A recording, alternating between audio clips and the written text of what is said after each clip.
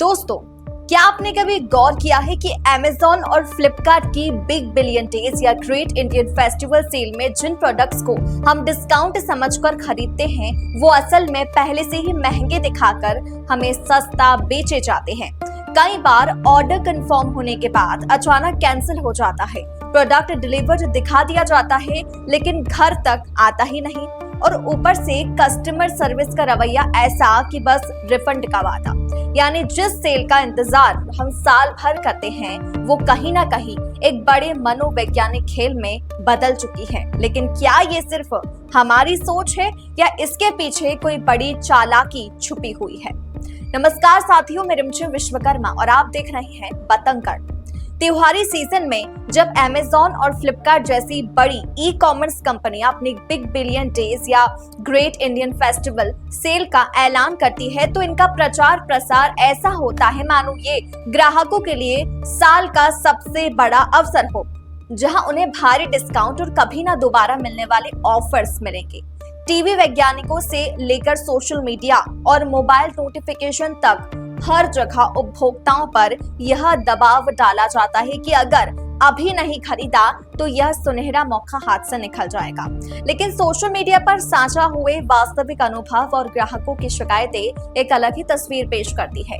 सबसे बड़ी समस्या प्राइसिंग में गड़बड़ी की सामने आई है, जहां ग्राहक पाते हैं कि वही प्रोडक्ट जिसे उन्होंने पहले कम दाम पर खरीदा था, सेल के दौरान महंगे दामों पर दिखाया गया और फिर उस पर नकली डिस्काउंट का टैग लगा दिया गया।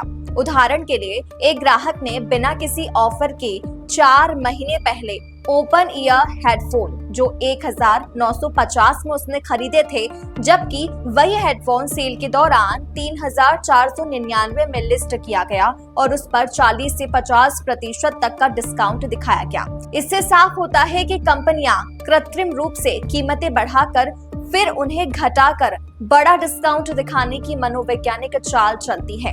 एक अन्य गंभीर शिकायत ऑर्डर कैंसिलेशन की है। कई ग्राहकों का कहना है कि उनका ऑर्डर पहले कंफर्म हुआ, पेमेंट कट गया, यहाँ तक कि शिपमेंट ट्रैकिंग भी दिखने लगी, लेकिन अचानक बिना किसी सूचना के ऑर्डर कैंसिल कर दिया गया।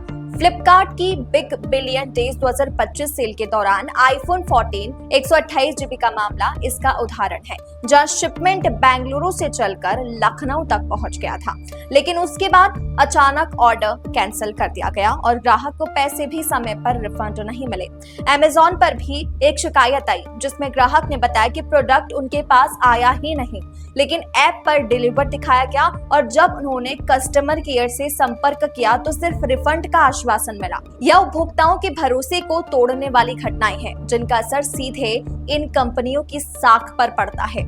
इसके अलावा कई ग्राहकों ने शिकायत की कि उनके सेव्ड फॉर लेटर प्रोडक्ट्स जिन्हें उन्होंने सेल का इंतजार करते हुए सेव में किया था, उन पर कोई डिस्काउंट नहीं दिखा। एक रेडिट यूजर ने लिखा कि यह उपभोक्ताओं के भरोसे को तोड़ने वाली घटनाएं हैं जिसका असर सीधे इन कंपनियों के साख पर पड़ता है। इसके अलावा कई ग्राहकों ने शिकायत की कि उनके सेव्ड फॉर लेटर प्रोडक्ट्स जिन्हें उन्होंने सेल का इंतजार करते हुए सेव किया था, उन पर कोई डिस्काउंट नहीं दिखा। एक रेडिट यूजर ने लिखा कि उनके लगभग 20 प्रोडक्ट्स सेव्ड थे, लेकिन सेल के दौरान उनमें से किसी की भी कीमत नहीं घटी। इस तरह के अनुभव बताते हैं कंपनियां सिर्फ कुछ गिने चुने प्रोडक्ट्स पर भारी छूट देकर विज्ञापन चलाती है, जबकि ज्यादातर प्रोडक्ट्स पर कीमत वही रहती है या फिर नकली डिस्काउंट दिखा दिया जाता है। साथ ही कई यूजर्स ने यह भी साझा किया कि कंपनियां only few left in stock, deal and in 2 hours जैसे नोटिफिकेशन भेजकर उपभोक्ताओं पर दबाव डालती है ताकि वे तुरंत खरीदारी करें और सोचने समझने का मौका तक ना मिले। यह एक तरह का मनोवैज्ञानिक खेल है जिसमें लोग कई बार ऐसी चीजें भी खरीद लेते हैं जिनकी उन्हें असल जिंदगी में कोई जरूरत नहीं होती। मार्केटिंग रणनीति पर भी सवाल उठाए गए हैं। फ्लिपकार्ट की मार्केटिंग टीम ने त्योहारों के दौरान जीएसटी सपोर्ट और तनाव मुक्त शॉपिंग के नाम पर बड़ी संख्या में सोशल मीडिया पोस्ट किए, लेकिन यूजर्स को यह पोस्ट अस्वाभाविक लगे क्योंकि उनकी भाषा आम बोलचाल से बिल्कुल अलग थी।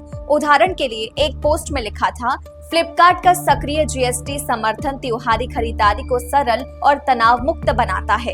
इस तरह वाक्यों से साफ झलकता है कि यह कंटेंट एआई जनरेटिव या मशीन ट्रांसलेटेड था, जिस पर सोशल मीडिया पर लोगों ने जमकर मजाक उड़ाया। यह भी सवाल खड़ा करता है कि जब कंपनियां अरबों रुपए के मुनाफे कमा रही है, तो फिर ग्राहक संवाद में असली मानवीय भाषा और पारदर्शिता क्यों नहीं दिखाती।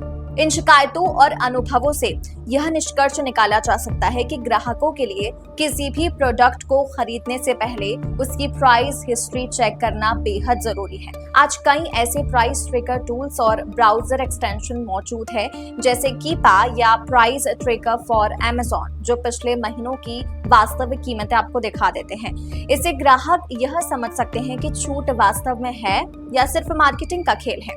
साथ ही ग्राहकों को यह भी ध्यान रखना चाहिए कि जरूरत और बजट के आधार पर ही खरीदारी करें, न कि सिर्फ सेल का माहौल देखकर। दिलचस्प बात तो यह है कि इन अनुभवों और निराशा के बीच सोशल मीडिया पर एक प्रतीकात्मक ट्रेंड भी उभरा। फिल्म खामोशियां भले ही बॉक्स ऑफिस पर सफल ना हुई हो, लेकिन उसका टाइटल ट्रैक बेहद लोकप्रिय हुआ था और उसका मूल विचार था, खामोशियों की भी आवाज होती है।